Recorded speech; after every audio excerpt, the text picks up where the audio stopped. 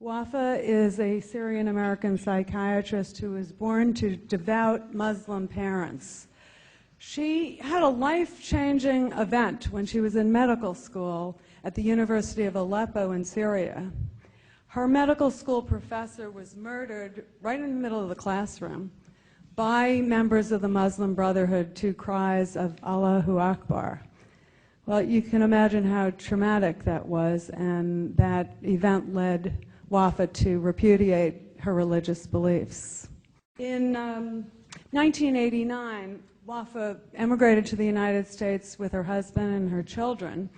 A few years later, she wrote an essay about what was wrong with the Muslim world and the Muslim religion, and it caught the attention of Al Jazeera. And they invited her to come and debate a Muslim imam. This was shown on Al Jazeera TV. And this was picked up by Memory, the Middle East Media Research Institute, and translated, and now it's been seen by millions of people over the internet. You can see it on YouTube. Wafa continues to speak out about the threat of Islam on Capitol Hill to the Department of Homeland Security, Fox News, CNN, Voice of America, all around the world, and venues too numerous to mention. In 2006, she was named as one of the 100 most influential people in the world by Time magazine. And she's working right now on her book, An Escaped Prisoner, Why God is a Monster. Dr. Wafa Sultan. Ladies and gentlemen, I always feel a need to make fun of myself, to laugh at myself in order to cover up, to repress the sadness that deeply implanted in my heart, especially when it comes to speak about women in Islam. Now I am free, but I cannot forget my niece. She was forced to marry her cousin when she was 10. He was over 40. Her marriage was valid and legalized under the Islamic Sharia because Muhammad, the Prophet of Islam, married his second wife when she was 6. He was over 50. I always remember my niece coming back to her father's house, begging her not to send her back to her husband. He would say, in Islam, it is shame for a woman to leave her husband's house. God will reward you for obeying him. At the age of 25, my niece committed suicide by setting herself on fire. She was burned to death, leaving 4 children behind her. In 2002, the Saudi religious police stopped schoolgirls from leaving a blazing building because they weren't wearing the correct Islamic dress. There were about 800 female students in the school building when this tragedy took place, and at least 15 girls were killed, according to Saudi newspaper, which I don't believe. I believe the number was much higher. Because of that, and because of many, many human tragedies that I had witnessed in the first 3 decades of my life, I have decided to fight Islam. Please pay attention to my statement.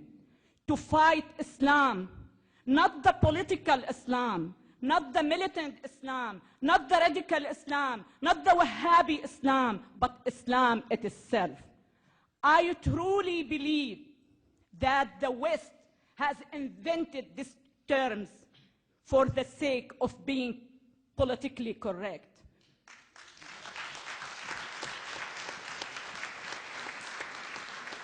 Growing up in Syria, I have never heard but Islam.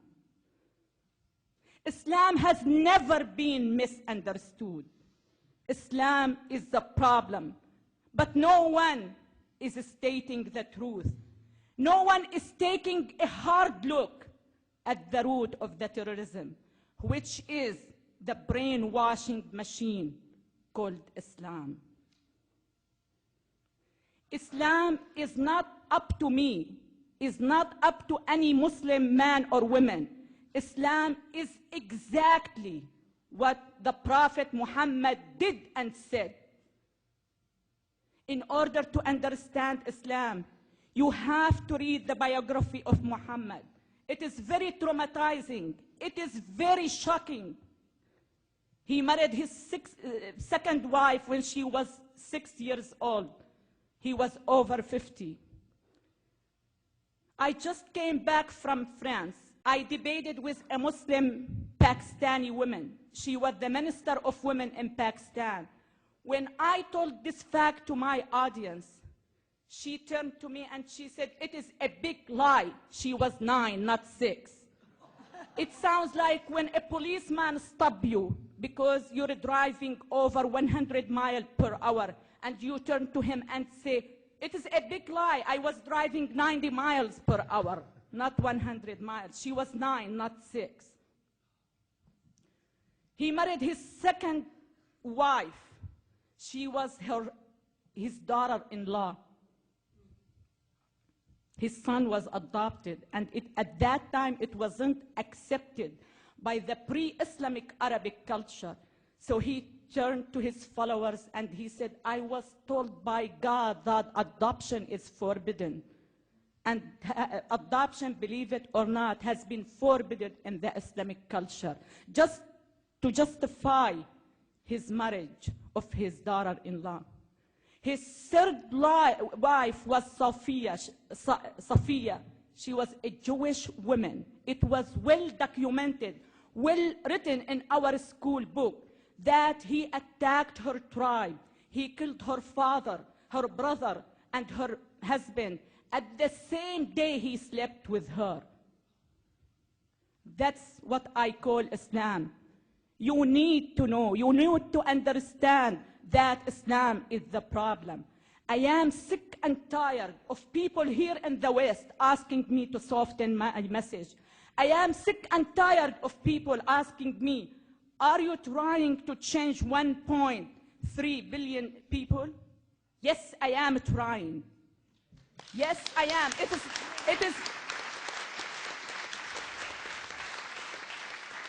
It is not a matter of I am trying. I will change him. I want you to know that the very first value I learned when I came to this great country, that you can do the impossible if you truly believe in yourself. I not only believe in myself, I believe in many million Muslim women like Nooni Darwish and Ayan Ali. And we are working hand in hand to change 1.3 billion Muslims. They have to realize that they have only two choices: to change or to be crushed.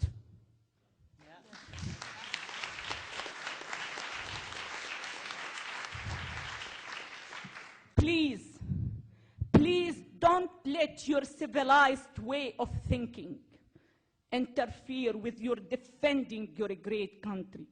Please, please defend your values.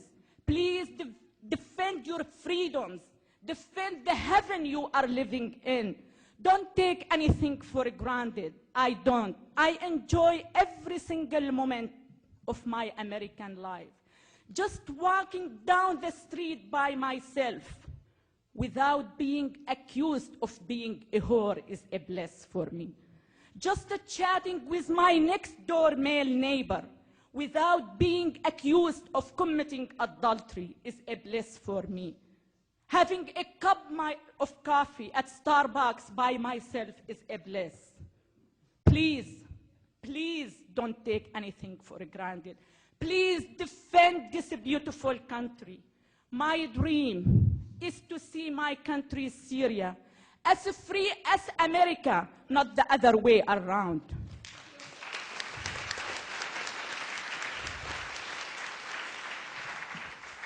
When I was in Syria, I cried a lot. Now that I am free, I still cry, and much harder, for those women whom I left behind. My dream of one day, having all of them free, should be the dream of all humanity. Thank you so much. God bless you. God bless America.